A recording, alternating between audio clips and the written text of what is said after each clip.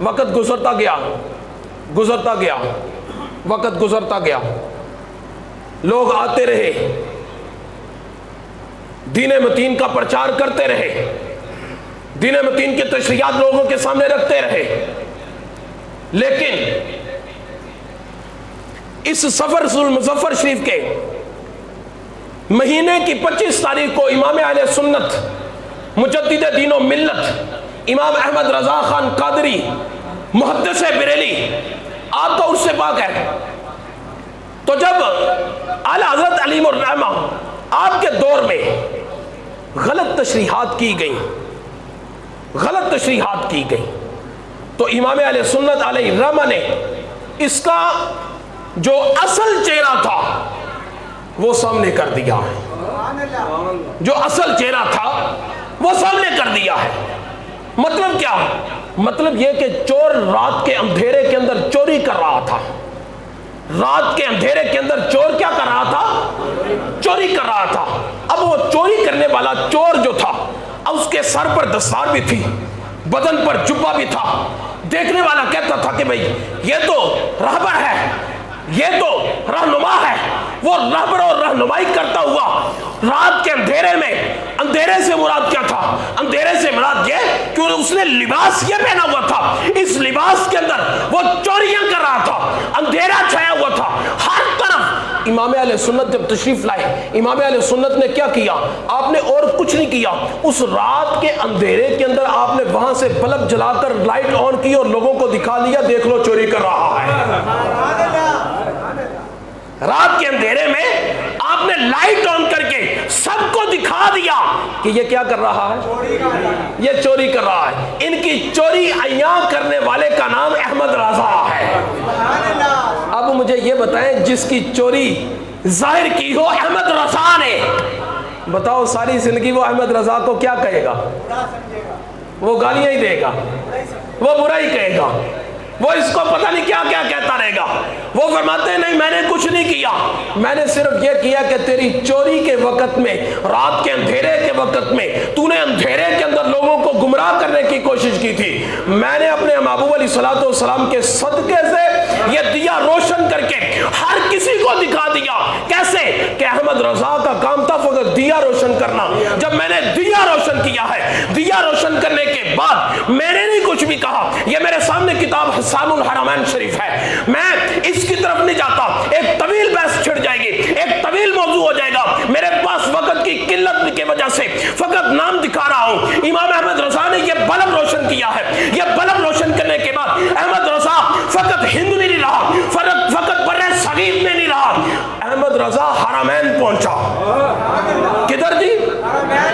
حرمین شریف پہنچا، مکہ میں پہنچے، مدینہ منورہ میں پہنچے، اور بلب روشن کرنے والوں کے کرتوت عیاں کر کے ان کے سامنے رکھے اور فرمایا بتاؤ جو اس حال میں چوری کرے آپ اس کے بارے میں کیا کہتے ہو؟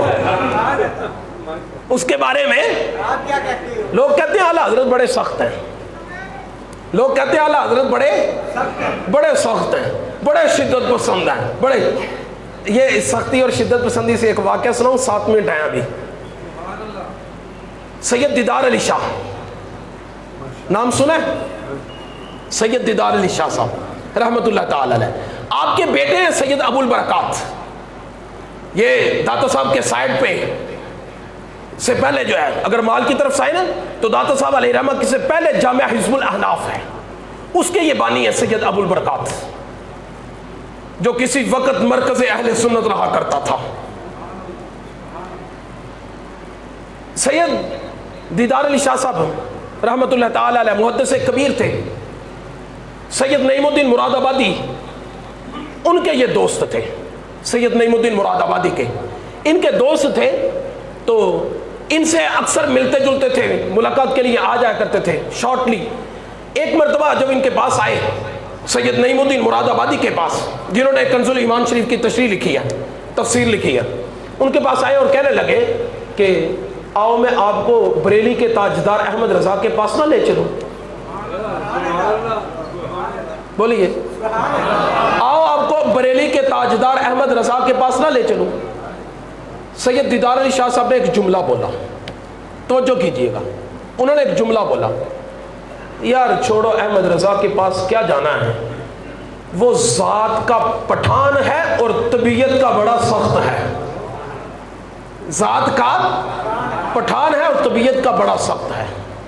یہ کہا آپ چپ کر کے. وقت گزرا، پھر ایک مرتبہ تشریف لائے مراد آبادی کے پاس.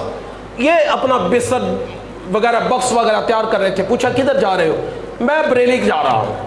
اب کہنے لگے یار تو سید زادہ ہے، اتنا بڑا عالم ہے، کبیر ہے، محدث ہے، تو اتنا سارا کچھ کرتا ہے، پھر بھی احمد رضا. آپ نے کہا اچھا آج پھر میرے ساتھ چل، آج بھی میرے ساتھ چل، تجھے بریلی کے تاجدار کی زیارت کرواؤں، آج چل تو میرے ساتھ. بڑا کچھ کہنے کرانے کے بعد سید دیدار علی شاہ صاحب رحمۃ اللہ تعالی علیہ کو ساتھ لیا چلے گئے. جب ساتھ لیا چلے گئے مسجد رضا جب پہنچے نا تو جماعت کھڑی تھی ظہر کے وقت کی، ظہر کی جماعت کھڑی تھی. انہوں نے سید دیدار علی شاہ صاحب نے وضو کرنا تھا، سید نعیم الدین مراد آبادی رحمۃ اللہ تعالی علیہ کا وضو تھا، وہ جا کے بھاگ کے جماعت میں شامل ہو گئے. یہ وضو کرنے کے لیے وضو خانے باہر مسجد میں باہر تالاب ہوتے تھے اس وقت، یہ مسجد سے باہر تالاب پہ آئے، وضو کرنے لگے. وہاں پہ دیکھا ایک بچہ نو مولود بچہ کھڑا ہے، وہ کھڑا ہے اور وہ پانی بھر کے کھڑا ہوا ہے، پانی بھر کے کھڑا ہوا ہے. انہوں نے جلدی سے جا کے اس کا پانی پکڑا اور وضو کرنے لگے. اور بچہ بول کر کہنے لگا حضرت جی اجازت تو لے لو، بابا جی اجازت تو لے لو. آپ مسکرائے اور فرمانے لگے چلو بیٹا اجازت دے دو، اجازت دے دو، وضو کرنا جماعت گزر رہی ہے. آپ نے فرمایا کہ لگتا ہے شکل و صورت سے آپ عالم دین ہیں، شکل و صورت سے لگتا ہے آپ عالم دین ہیں، اور میں تو بچہ ہوں، مجھے معافی چاہتا ہوں. آپ کو پتہ نہیں ہے نابالغ بچہ اپنی مرضی سے بھی اپنی کوئی چیز اجازت کسی کو نہیں دے سکتا اور نہیں دے سکتا. سید دیدار علی شاہ صاحب فرماتے ہیں کہ یہ بات اس کی میرے دماغ میں کھٹکی اور پھر میں نے ذہن میں کہہ دیا جس رضا کے بچوں کا یہ حال ہے علماء کا عالم کیا ہوگا.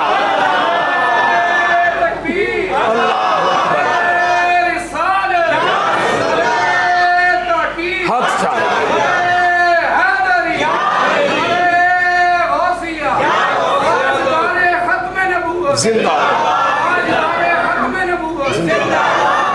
بار کیف. آپ نے وضو کیا، وضو کر کے سیڑھیاں چڑھنے لگے. ایک شخص آگے سے ملا، امام اہل سنت آگے سے آ رہے تھے، امام اہل سنت آگے سے آ رہے تھے. آگے سے ملے سید دیداری شاہ صاحب، چونکہ سید تھے، بڑی عزت کی، بڑی تکریم کی، بڑی نہایت عزت کی، عزت سے ملے. یہ بہت متاثر ہوئے. میں نے سمجھا تھا بڑے شدت پسند ہے، یہ تو اتنی عزت کر رہے ہیں. متاثر ہو کر اعلیٰ حضرت سے پوچھنے لگے حضور طبیعت کیسی ہے؟ کیا پوچھا جی؟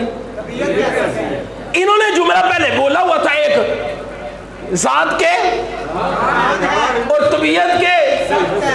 انہوں نے پوچھا حضور طبیعت کیسی ہے؟ فرماتے شاہ جی طبیعت کا کیا بتاؤں، بس اتنا ہی ہے، ذات کا پٹھان ہوں، طبیعت کا تھوڑا سخت ہوں. حضور بس کیا شاہ جی کیا بتاؤں، ذات کا پٹھان ہوں، طبیعت کا تھوڑا سخت ہوں، اور کیا کہہ سکتا ہوں. یہ جماعت میں بھاگ کر جماعت میں شامل ہوئے، بس یہیں سے ساری کیریں کھل گئیں. جب جماعت میں شامل ہوئے ان کی 2 رکعتیں رہ گئی تھیں. اب اور عجب لطف دیکھیں، فرماتے ہیں کہ 2 رکعتیں رہ چکی تھیں. میں نے بعد میں 2 رکعتیں مکمل کی اور امام کو دیکھا جماعت کر